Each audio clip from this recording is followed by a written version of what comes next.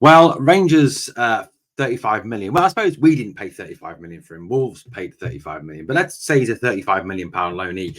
Fabio Silva has had a number of allegations thrown his way and has had a number of doubts thrown his way over recent weeks. I think obviously what really got it all going was the histrionics in the Old Firm game, where he seemed to throw himself to the ground at the slightest thing and then proceed to roll around like a toddler having a strop in a supermarket. Yes, and there was Philippe Clement and the rest of the Rangers staff and Rangers team looking on like embarrassed parents in said supermarket. Although he did win us the penalty that got the comeback going. So, look, it is, I suppose, 6 and 2 threes. But Silva has, I think, kind of really struggled since he's come up to Scotland. Now, I think part of that is that there is this kind of misconception that you just have to turn up in Scotland if you are perceived to be a remotely decent player, and you will walk it and look absolutely world class and get your career flying again, which we know is not true. Scotland, although has its detractors, is a tough place to come and play. If you turn out for one of the two Old Firm teams, as much as I hate them across the city, it is a situation where we are both targets. Every team we play against, it is their cup final. Every team we play against, they raise their game. Every team that wants to beat Rangers, every team wants to be the team that puts one over on us. It's just the way it is. Therefore, they raise their game a good 15 to 20, 25% when they come across us, as we've seen in recent weeks. And if we are not 100% about it, then we struggle to get those results, especially in the last 5. So, Silva.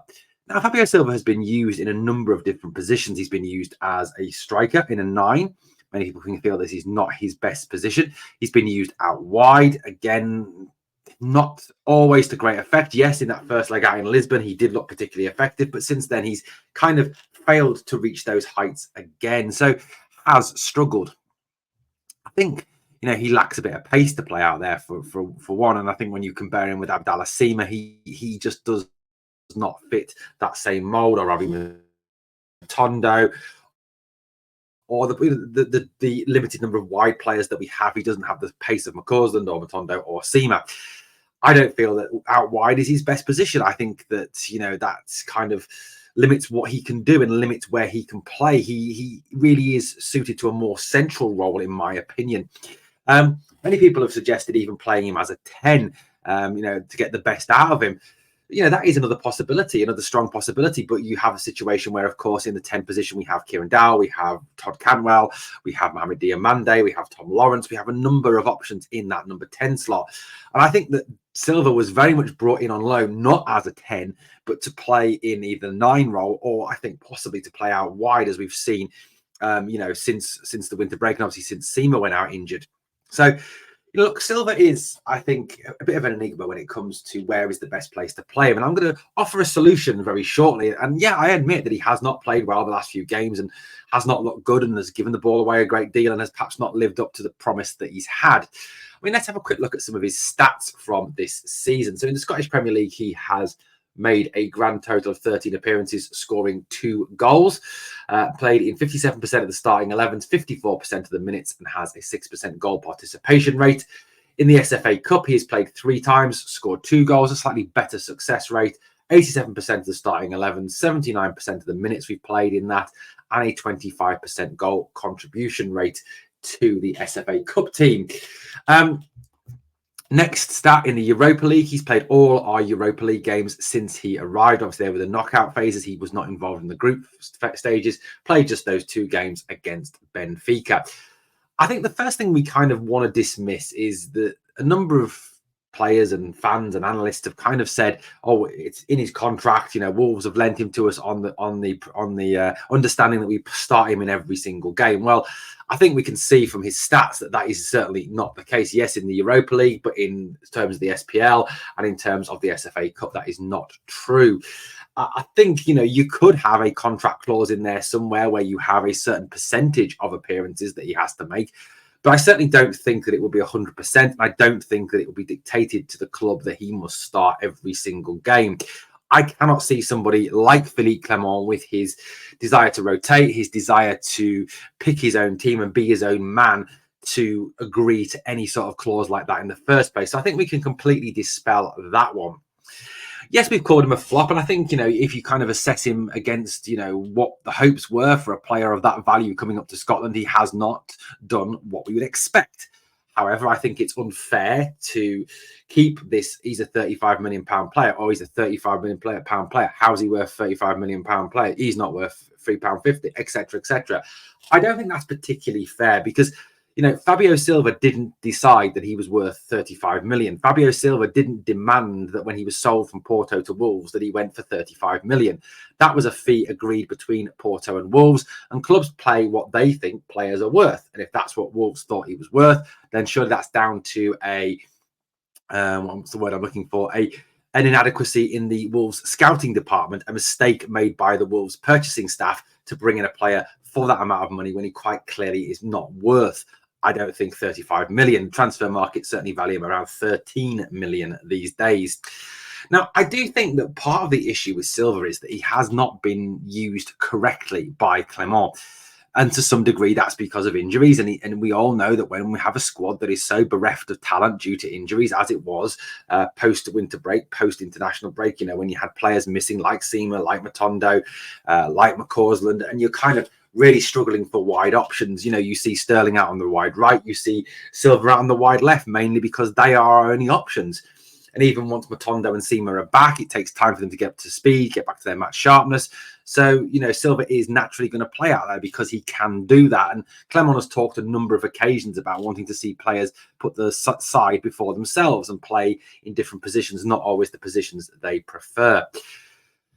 Silva, I think, has some positives.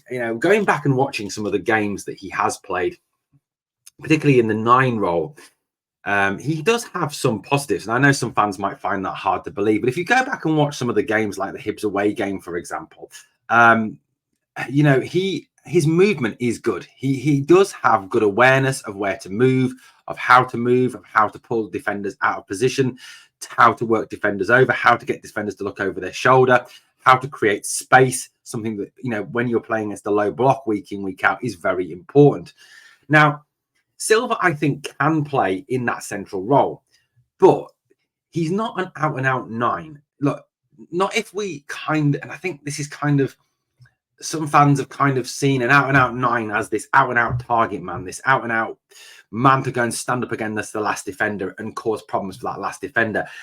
And in the modern game, strikers aren't all that anymore. Yes, you do have those examples of those players that go and do that stand up against the last man, that go and be that number 9 target man, go and be the man that constantly holds the ball up and play in that way. But for me, Silva is not that sort of forward.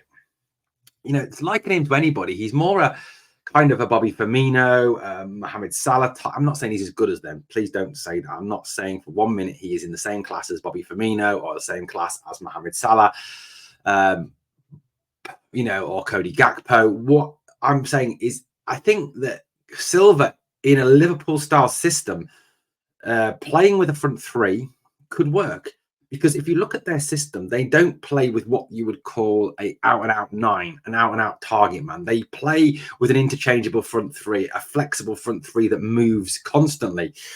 And I think Rangers could possibly do that.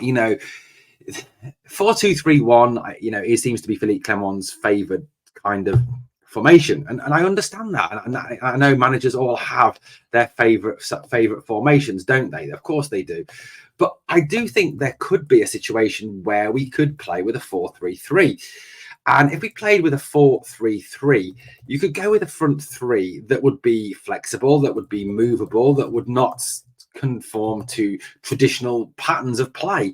If you went with, say, Seamer to start off with, listed on a piece of paper, with Seamer on the right, Silva in the middle, Matondo on the left, you've got 3 very mobile players there, 3 players who can drift in, drift out, come in, come out, can cause a whole set of different issues for teams. And I think Silva could, form a decent front 3. I don't think he can play out and out 1 up the top by himself. I think it has to be this mobile 3. Like I said, very much like how Liverpool play and how they've used Firmino and Gakpo and players like that over the last few years. giving it so that sometimes Silva drifts to the right, Seema comes middle, sometimes Silva drifts left, Matondo comes into the middle, sometimes Silva goes through the middle, and they just a little bit of something different, because quite clearly at the moment it isn't working. Now, can I realistically see Philippe Clement changing his formation, changing his shape, and doing what we all really want him to do, which is get rid of the old guard and really freshen things up this season? No, I genuinely can't see him doing that, because I just don't think this team are able to do that. I don't think they have the talent. I don't think they have the ability. But, perhaps that's not giving them enough credit. Perhaps that's not giving them enough, I don't know, enough, what's the word I'm thinking of? I can't think of the word, but it's not giving them the chance to actually go and prove themselves. Now, I'd like to see Clement change the shape a little bit and try something different. It's almost like we've reached the point of the season where we actually genuinely have absolutely nothing to lose anymore. It's perhaps something like this, a 4-3-3 with Butland in goal, obviously a back four. Look, Tav, say what you want about him, ain't getting dropped. So Tav, Suter, Balogun, Ridvan, then a midfield three of Diamande, Raskin and Cantwell. Raskin been the central of those there, with Diamande and Cantwell either side of him. And then that front three of Seema, Silva and Matondo, a more flexible rotational amount.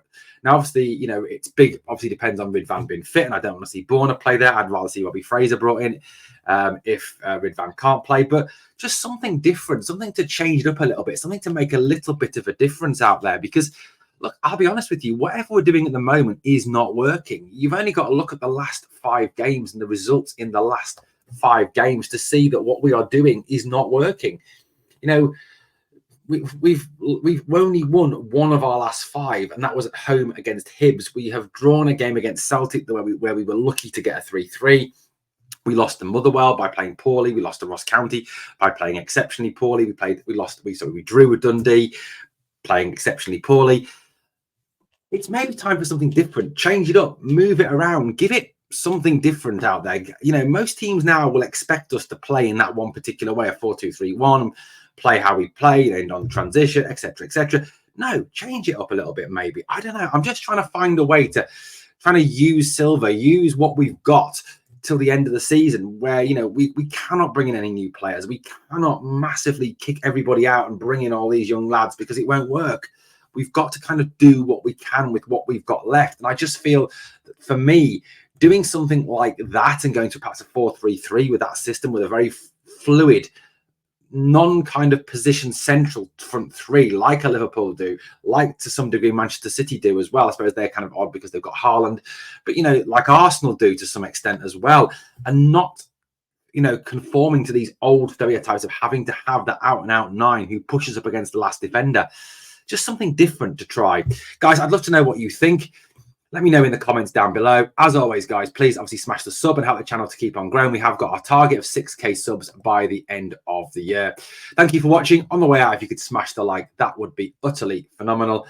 And always as well, guys, remember, we are the people.